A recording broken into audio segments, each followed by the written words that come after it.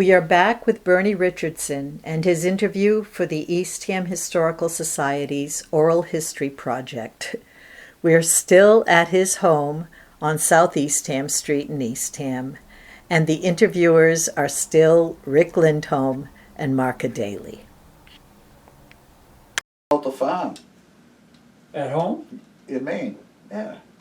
Well, at home, I went down to Benny Hopkins. He had 3 cows. He used to sell milk and cream and stuff. Yeah. I used to be down there all the time. And his cow had a calf. And it was a heifer calf. And I bought it for $7. And I got, at that time, the federal government was giving you food, packages. And in those food packages was dried milk. So I used to make up the milk, and that's what I raised that calf on. And I raised her up, and she had a calf, and we had another milk cow, and a calf to raise. Now my brother, he used to go fishing with my father, and he couldn't drink cow's milk. He had allergic to it. Yeah, yeah. So we had 3 milk goats too. I used to milk those too. And I took care of all the farming. Chickens. I'd raised 25 chicks each year, straight run, so you get about 10, 12 roosters that we used to eat, and then we keep the others for eggs. How are roosters to eat? Are they good? Oh yeah. Yeah? They were young roosters, really. Oh, okay. Oh yeah, my mother would say, we'll have chicken for Sunday dinner. Everybody had Sunday dinner then. Yeah. You remember those? I do. Yeah. And either that or a ham. She likes a ham. I'll tell you what I really like, and I finally found one up in Maine this year, was a smoked shoulder of pig. And make a boiled dinner out of it. Oh my God, it's to die for. So I have one left. I'm going to have that one of these days. When nobody's around so that nobody can eat it. How'd you get your land in Maine? My land in Maine, When did you get it? I got it 50 years ago. 51 years now. Okay. In the 50s, I used to go up there hunting for a week each year. Uh-huh. And I got to know one of the guy that owned the camps and stuff, so it was foliage season. In 50, we were married, so I was right around 60, 61. And my wife said, let's go up and see the foliage and visit Howard. And so we did.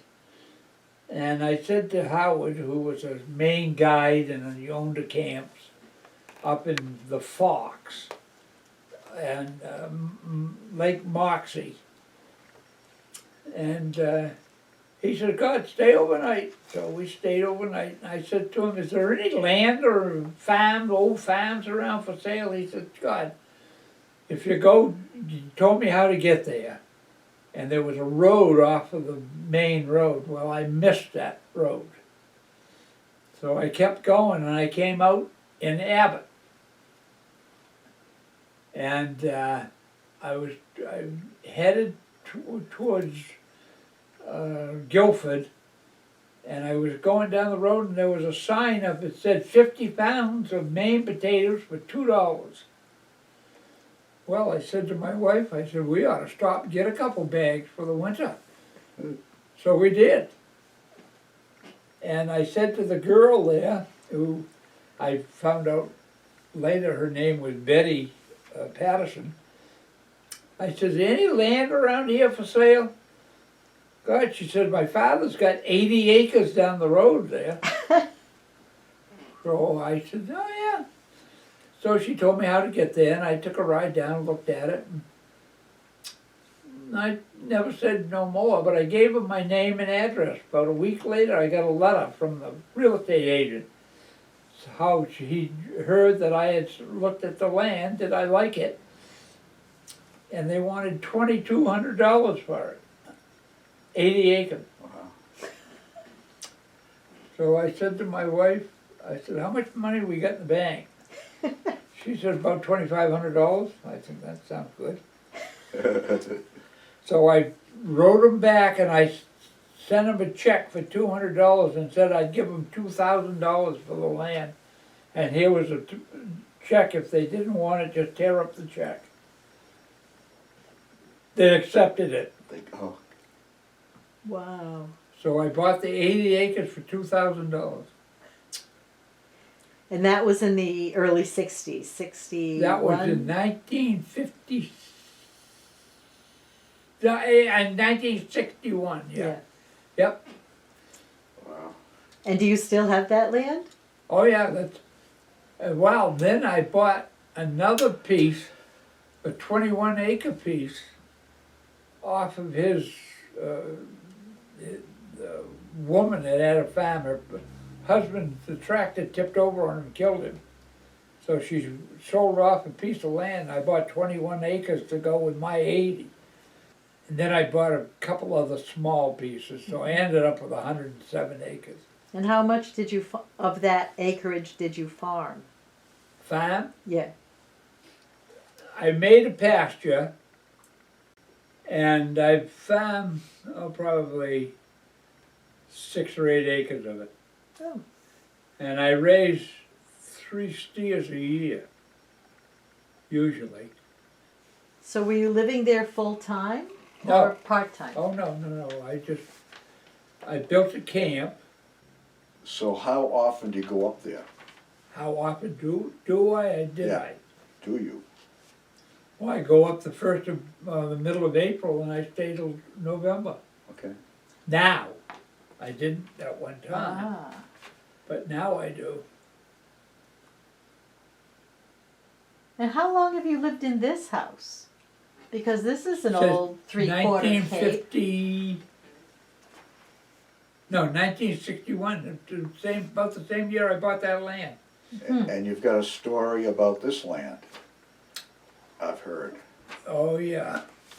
What was that? Well, I was working at Cape Cod Rubber Company for Frank Island. Remember him? Yes. Huh? Yeah. Yeah. Ireland's real estate. Okay. Well, back before that, he had Cape Cod Rubber. Mm-hmm. And he used to recap tires and stuff. Well, I got in an argument with Mr. Lund, and he told me how to run the farm. And I'd been running it for 3 years. And I was feeding the cows out front. And he says to me, "You're giving them too much grain." I said, "Holy, you got a cow here giving 60 pounds of milk, which is 30 quarts a day. You got to feed them." He said, "Well, I want you to cut them down. I only wanted you to give them half as much as you give them." I handed him the scoop like that. He said, "What's that?" I said, "They're yours. I'll see you later. I'm done." So I quit. So I stopped in Frank Island to get some gas, and he said, "What are you doing?" And I told him, I said, "I ain't doing nothing right this minute. I got to get a job." He said, "You got one." So I stopped in there and I recapped tires and stuff. Well, in the meantime, after I'd been there a couple of years, I was single then. The guy that owned all this land and all the subdivision up back, Alan Ryder. Remember Alan? I know the name. So he come in and got new tires and his car fixed and everything, and the bill was $350.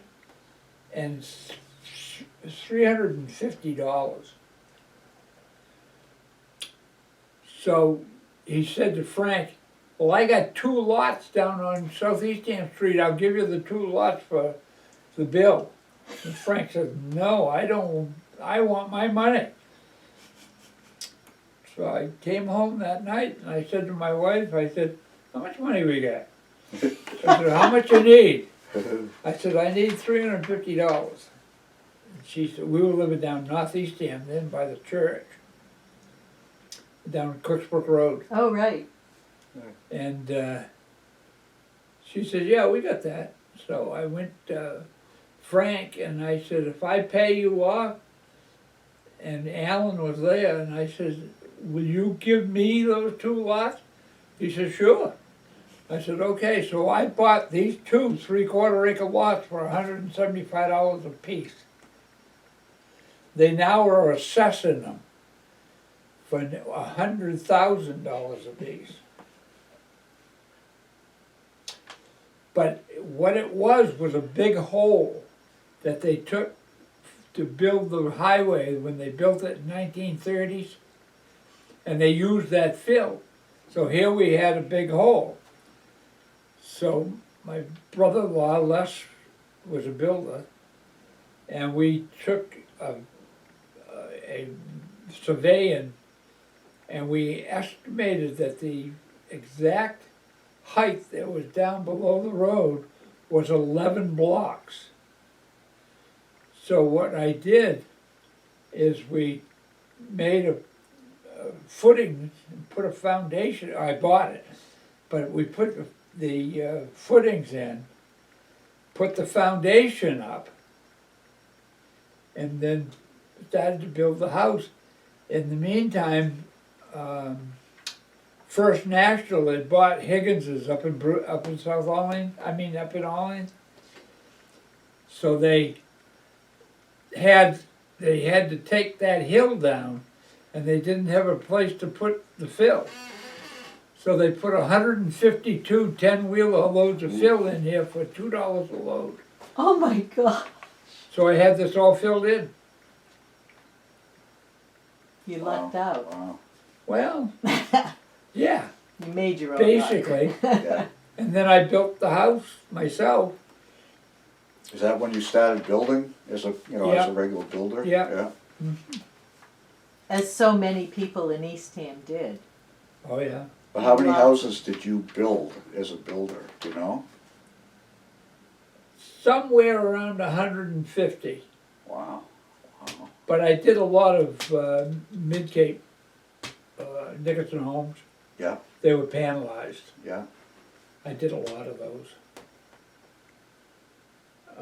So that's how you know Marston Daley.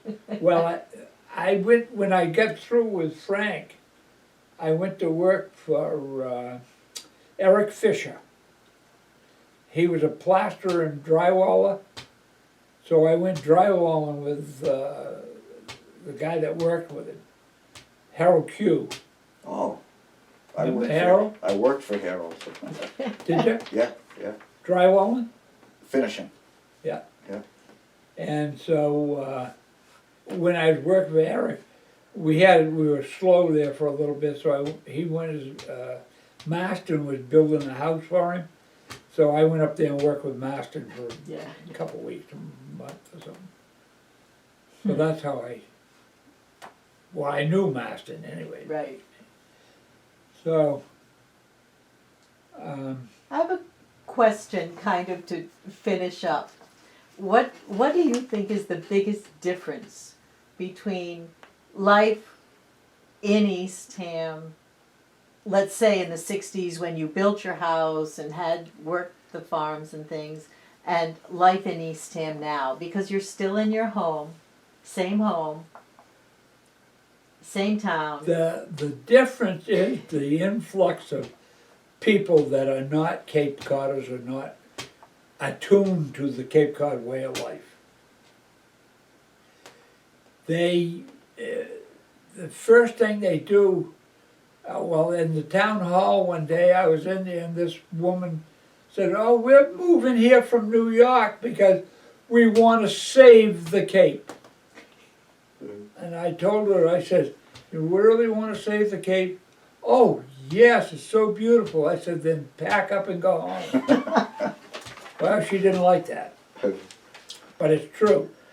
They want this, they like the Cape, but they want it like where they came from. The town water. is, for instance, you're gonna have sewage before you're through. We used to be able to go down and get, if you were really hungry, you could get a few flounder and a bucket of cogs, and you had something to eat. Well, you can't do that no more. They've got too much regulation, shall we say. Mm. You know? Especially with the building too. Well, yeah, and they, every little lot, they want low-income housing, low-income housing. What do we want all this low-income housing for? If it was for native Cape kids, so they could have a house, I'd be all over it. But it isn't. They don't care who gets it, and if they take federal money, anybody in the United States is entitled to that piece of land or whatever, just like a Cape Cod boy or girl is. And so we're driving our young and youth out.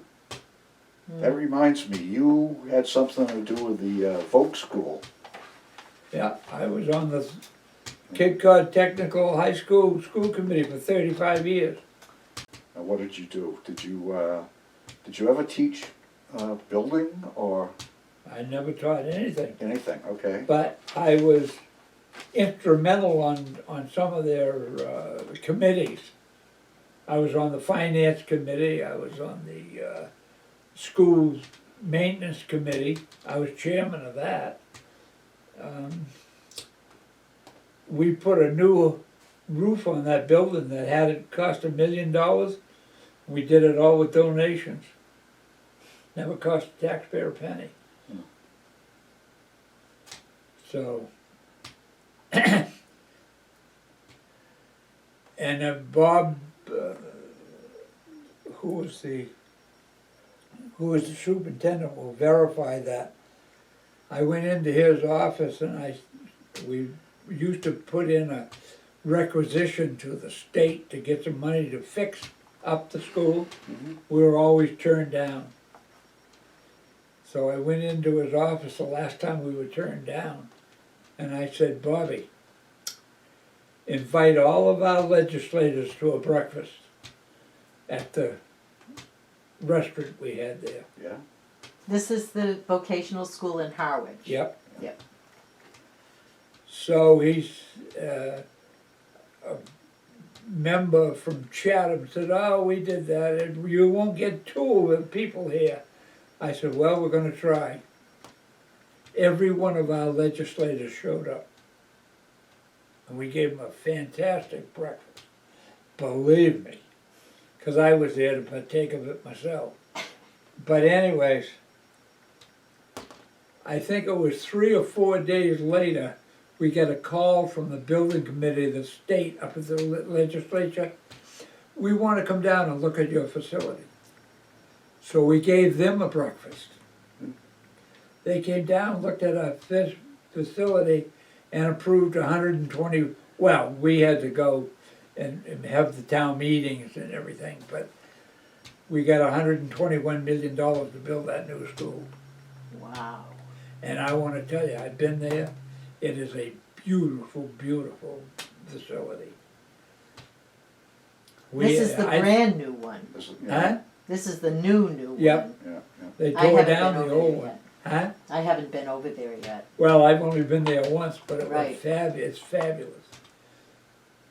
The one thing that I said to them, the air quality in the old school was terrible. We didn't get any air, and they didn't get any natural light.